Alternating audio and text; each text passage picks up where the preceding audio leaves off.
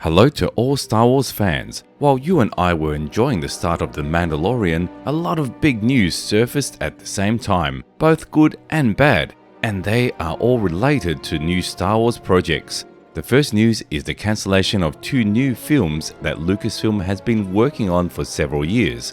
Remember I told you about Kevin Feige's personal Star Wars project, the head of the Marvel Cinematic Universe? Over the past couple of years, there have been a lot of rumors surrounding this mysterious film. Lucasfilm management hoped that Feige would be able to shoot something unrealistically cool after the release of the last Avengers movie, and there was even news that Kevin wanted to call Chris Evans himself for the lead role. But now you can forget about all this. The information was shared by the authoritative Variety portal, and according to this information, Kevin Feige's film is no longer in production and was cancelled entirely.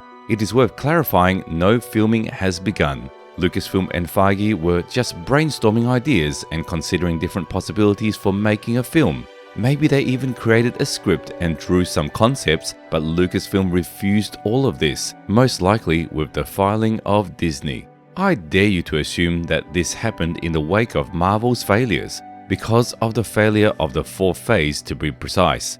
Disvolvement and mass restructuring began inside the company. The bosses from Disney are trying to find the guilty and punish them because they lost ratings. They even lost more than ratings, they lost a lot of money.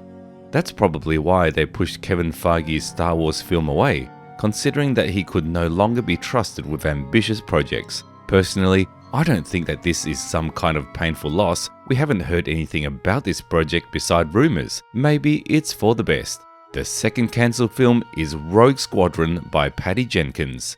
We've already heard that there were big disagreements between Patty and Lucasfilm, plus the management did not like the script because they froze production for a while. For a long time, the future of the project was uncertain, but the same Variety portal clarified it, saying that the Rogue Squadron was completely cancelled. Very clearly, the end. Though initially, Lucasfilm wanted to make a comeback to the big screens with this project at the end of 2023, but it seemed to me that such an idea was very strange from the inception. Moreover, I was sure that the film would have a small box office fee and an average rating. Perhaps its cancellation occurred for the good. I really don't want Star Wars to fall apart like the fourth phase of Marvel after a wave of successful projects like Mandalorian, Andor, and Tales. And here's another strange piece of news for you. Bob Iger, the current head of Disney, plans to cut the budget for the new Star Wars and Marvel series.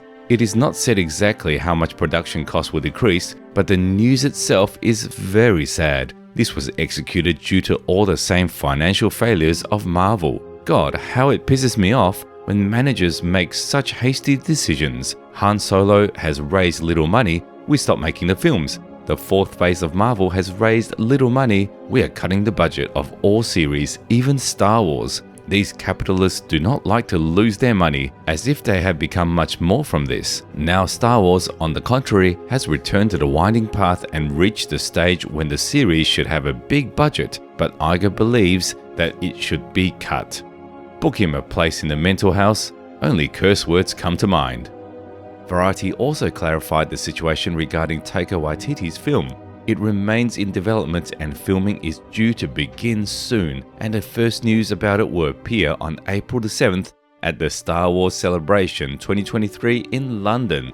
And since we touched on the celebration, let's focus on it in more detail.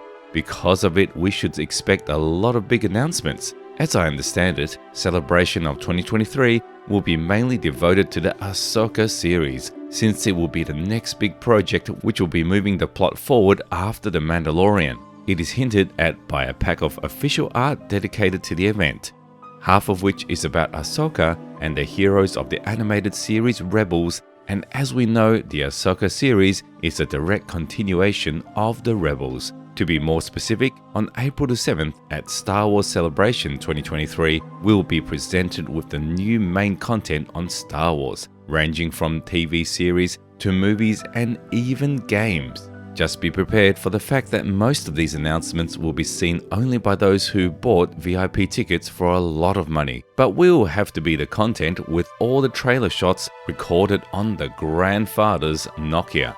On April 18th, each project will be highlighted separately for an hour. In the official schedule, they go in the following order: the Ahsoka series, the announcement of a new phase of the High Republic, the 40th anniversary of the Return of the Jedi, a full-length cartoon for children, The Adventures of Young Jedi, which is scheduled to premiere on May the 4th.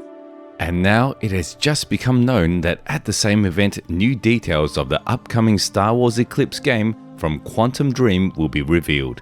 Well, remember the one that broke in with a loud cinematic 2 years ago and fell silent? Since it will take place during the rise of the Republic era, the announcement is likely to be related to another announcement of the new phase of the High Republic.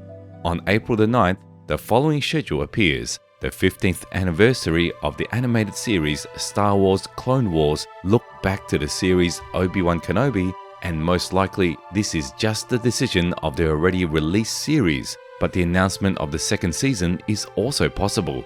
And the last day, April the 10th, has the following schedule: the announcement of the third season of The Bad Batch, the panel of the anime anthology Star Wars Visions.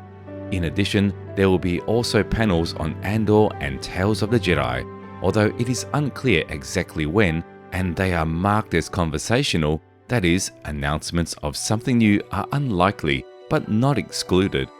In addition, one of the days will include a panel on the upcoming game Jedi Survivor, which will show a new trailer. And although Lucasfilm still decided to leave the online broadcast, I repeat that most of the major announcements will be seen only by VIP ticket holders. But don't worry, we will dig up all the most interesting things for you, and which we'll definitely show you. So subscribe to the channel so as not to miss anything.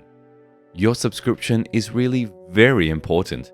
It helps to promote the channel and expand our big family. For our part, we always promptly release all the latest news related to Star Wars universe and delight you with a quick analysis of the series. I assure you, your feed will not be loaded with all sorts of garbage. Many thanks to everyone who responds. A channel subscription is the best support. I'm saying goodbye to you for a while. Share your opinions about the news in the comments. Thank you all and see you soon.